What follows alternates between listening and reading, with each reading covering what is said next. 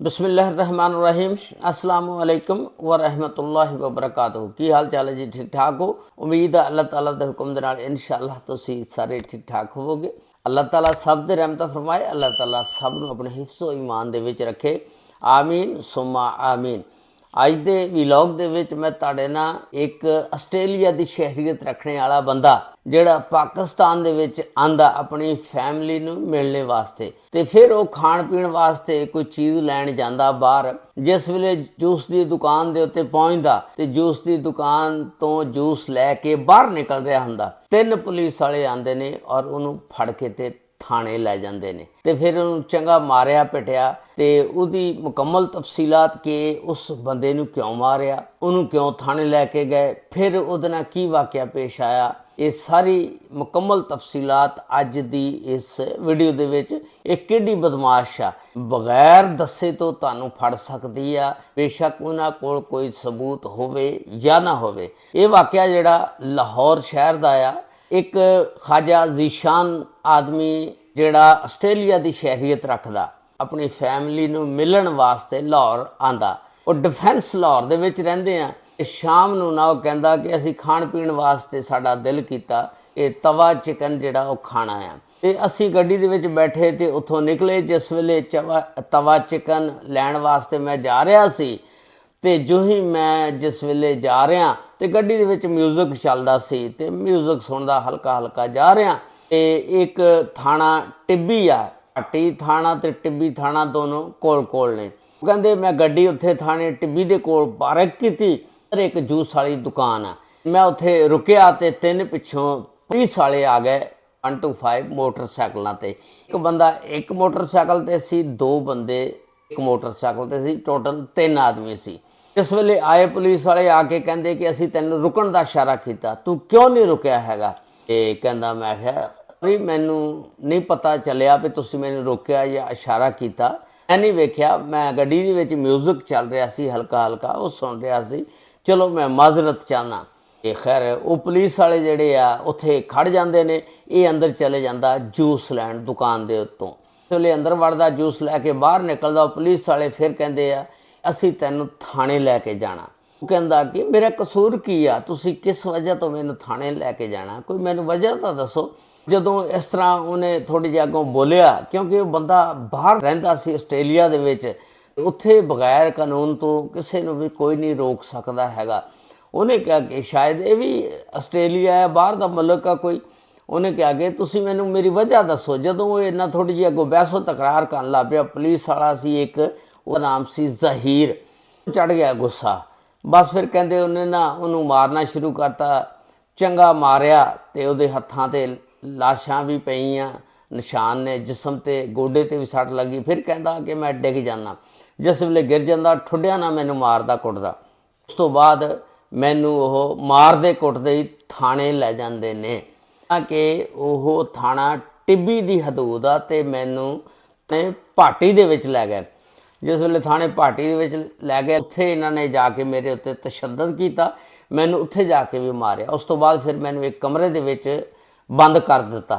तो बाद इन्हां ने की कीता कि इन्हां दा कोई सीनियर अफीसर सी, एक ASI सलीम, गश्त दे उत्ते सी, उन्होंने फोन किया तो फोन करके ते बुलवाया। जिस वेले सलीम आया ASI, वो जीशान दसदा कि जिस वेले ASI आया तो वह बहुत परेशान हो गया कि तुसीं ये की कीता, इस दिन इन्ना मारिया, बहुत ज़्यादा तुसीं मारिया और बिला वजह मारिया।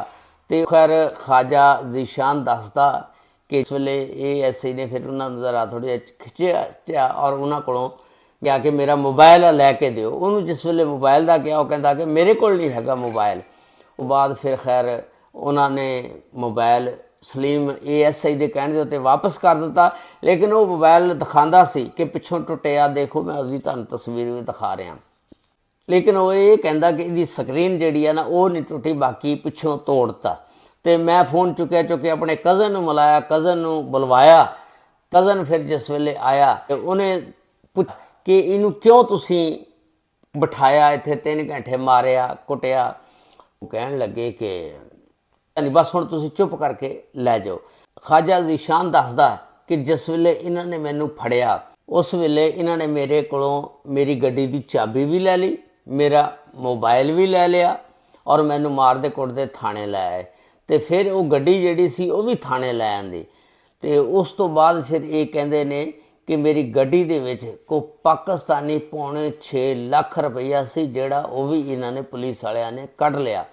ਉਸ ਤੋਂ ਬਾਅਦ ਕਹਿੰਦੇ ਕਿ ਅਸੀਂ ਬਾਹਰ ਨਿਕਲ ਕੇ 15 ਤੇ ਕਾਲ ਕੀਤੀ। ਤੇ ਜਿਸ ਵੇਲੇ 15 ਤੇ ਕਾਲ ਕੀਤੀ, ਥਾਣਾ ਟਿੱਬੀ ਦੀ ਜਿਹੜੀ ਪੁਲਿਸ ਆ ਉਹ ਵੀ ਕੋਲ ਹੀ ਆ, ਨਾਲ ਹੀ ਆ, ਭਾਟੀ ਤੇ ਟਿੱਬੀ, ਉਹ ਆਈ ਤੇ ਉਹਨਾਂ ਨੂੰ ਫਿਰ ਸਾਰੀ ਸੂਰਤ ਹਾਲ ਦੱਸੀ। ਤੇ ਫਿਰ ਉਹਨਾਂ ਨੇ ਕਹਿੰਦੇ ਕਿ ਪੁੱਛ ਕੇ ਫਿਰ ਕਾਫੀ ਟਾਈਮ ਲੱਗ ਗਿਆ। ਇੱਕ FIR ਦਰਜ ਹੋਈ। ਫਿਰ ਇਸ ਅਹਿਲਕਾਰ ਨੂੰ ਜਿਹੜਾ ਜ਼ਹੀਰ ਸੀ ਗ੍ਰਿਫਤਾਰ ਕਰ ਲਿਆ, ਪਕੜ ਲਿਆ। ਉਹ ख्वाजा ज़ीशान ਦੱਸ ਰਿਹਾ ਕਿ ਉਸ ਤੋਂ ਬਾਅਦ ਫਿਰ ਮੈਨੂੰ ਇੱਕ ਸੀਨੀਅਰ ਬੰਦੇ ਦੀ ਕਾਲ ਵੀ ਆਈ।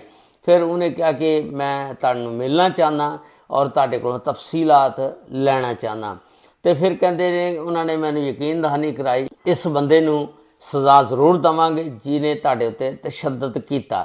ख्वाजा ज़ीशान ਜਿਹੜਾ ਸੀ ਉਹਨੂੰ ਪੁੱਛਿਆ ਗਿਆ ਕਿ ਤੁਸੀਂ ਆਸਟ੍ਰੇਲੀਆ ਦੇ ਵਿੱਚ ਕੀ ਕਰਦੇ ਹੋ। ਉਹ ਦੱਸਦੇ ਕਿ ਮੈਂ ਡਾਕਟਰਾਂ ਨੂੰ ਉੱਥੇ ਪੜ੍ਹਾਉਣਾ। ਇਹਦਾ ਮਤਲਬ ਕਿ ਕਾਫੀ ਵੱਡੀ ਪੋਸਟ ਦੇ ਉੱਤੇ ਆ।